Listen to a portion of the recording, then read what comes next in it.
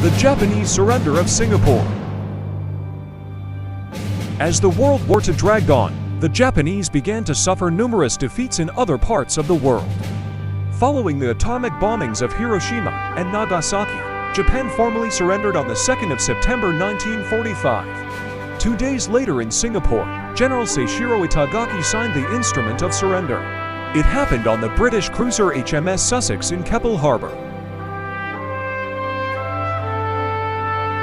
Upon the surrender of the Japanese, prisoners of war was been released and evacuated.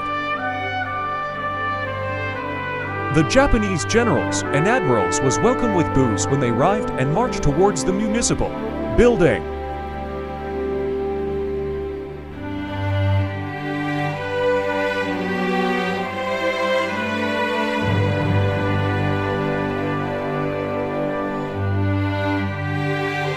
On the 12th of September 1945, General Itagaki, accompanied by 4 other generals and 2 admirals, signed 11 copies of the surrender documents at the municipal building.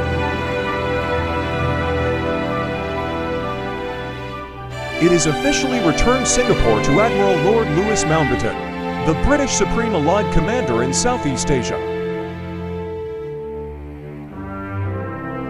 Mountbatten was received by his commanders-in-chief and high-ranking Allied officers based in Singapore.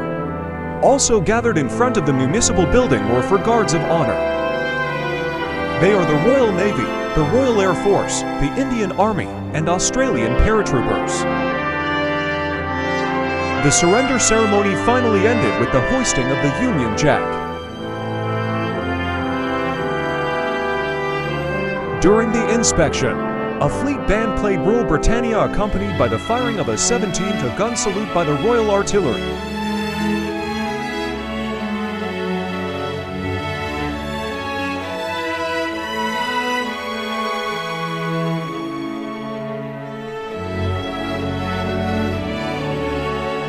September was celebrated as Victory Day for the rest of the colonial era in Singapore, closing the chapter on one of the darkest periods in Singapore's history.